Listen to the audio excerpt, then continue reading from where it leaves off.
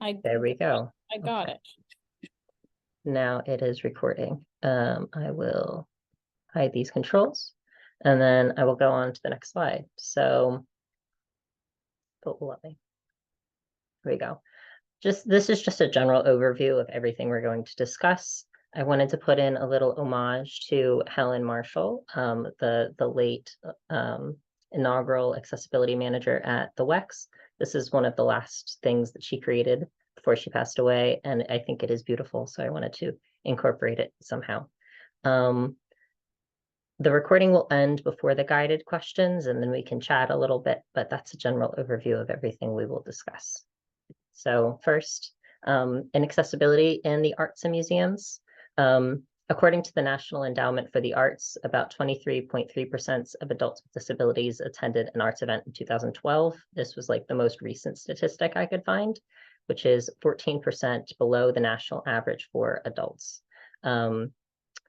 Inaccessibility, so the idea is that inaccessibility is contributing to that. Many people are concerned about going to arts events because accessibility isn't thought about in many different spaces. So our goal is to raise that number up. Inaccessibility can be found in many forms, including physical, visual, auditory, sensory, and informational, and there are so many more. There's little niche areas of inaccessibility that are becoming more recognized, and that is good. Elitism has also been very present in art museum spaces, with many groups feeling purposely excluded from these environments. This includes minority populations, disabled people, different people from different cultures, anybody below a certain income bracket. Just very apparent within a lot of different museum spaces that it is not designed to be accessible, and people want it to be exclusive in some type of way. The arts are often inaccessible from a financial perspective as well. They're difficult to engage with when worrying about other ventures like work, school, and just general survival.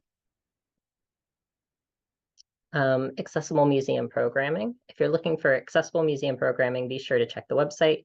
A lot of museums now have accessibility pages with a list of their offerings, and if they don't, please feel free to email someone and hopefully they will create an accessibility page.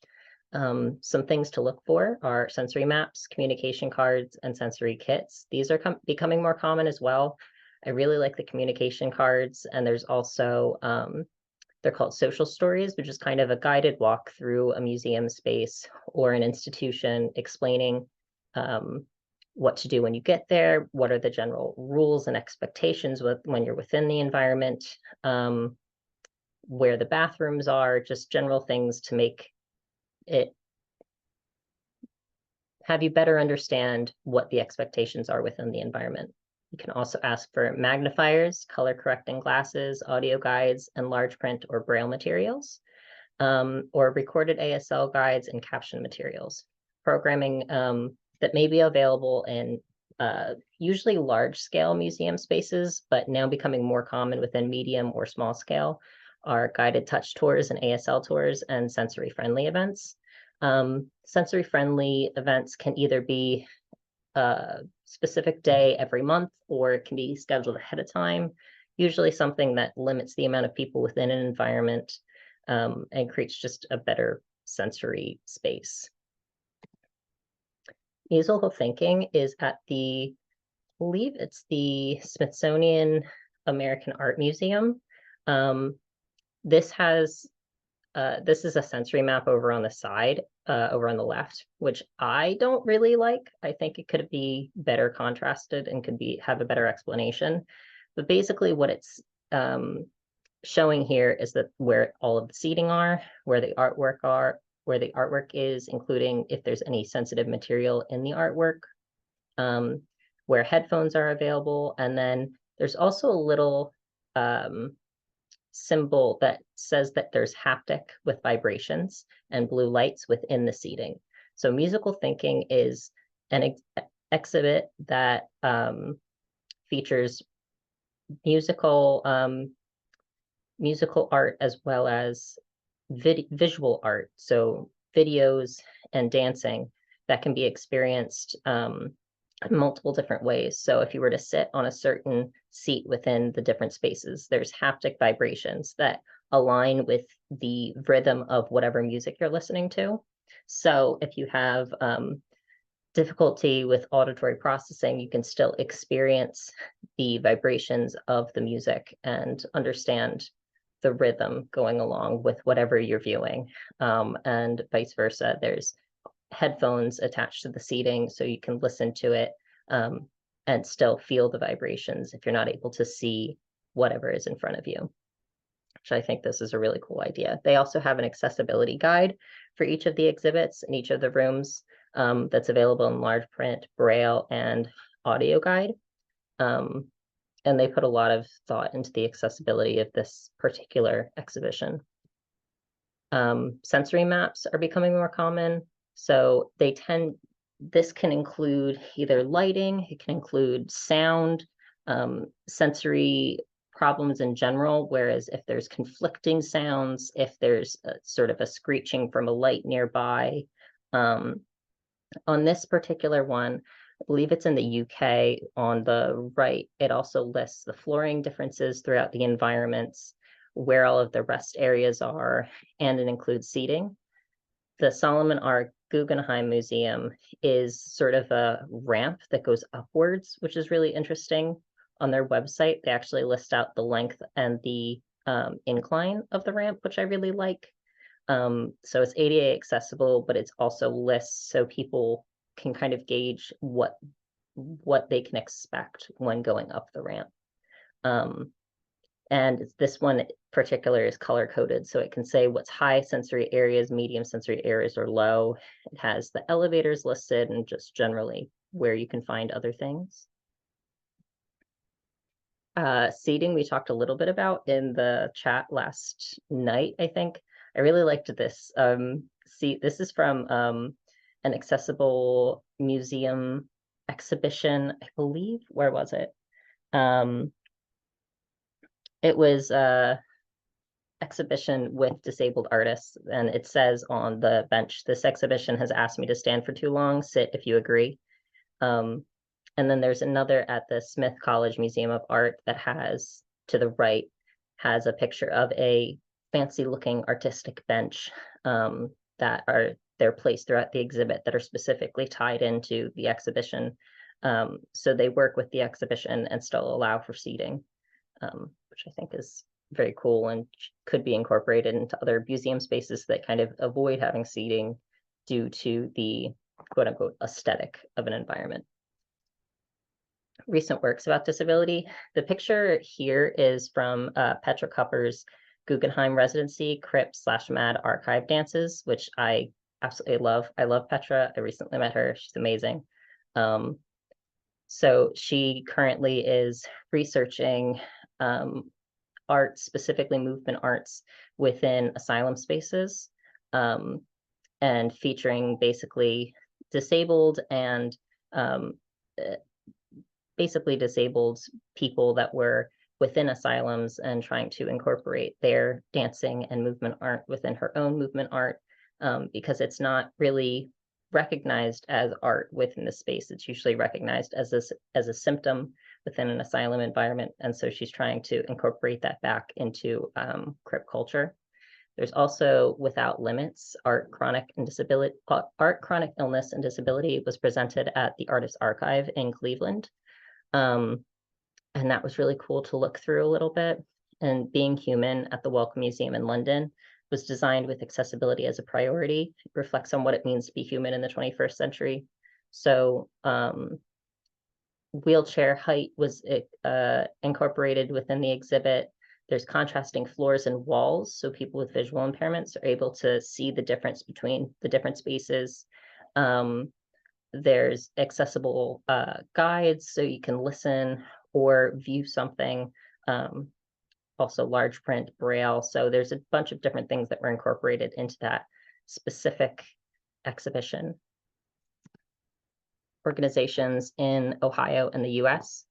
Art Possible Ohio is an Ohio-based nonprofit working with disabled artists and professionals. They have Real Abilities sort of video presentations, I believe twice a year.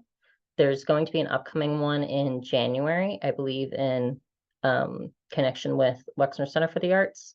There was recently one at the Columbus Community College.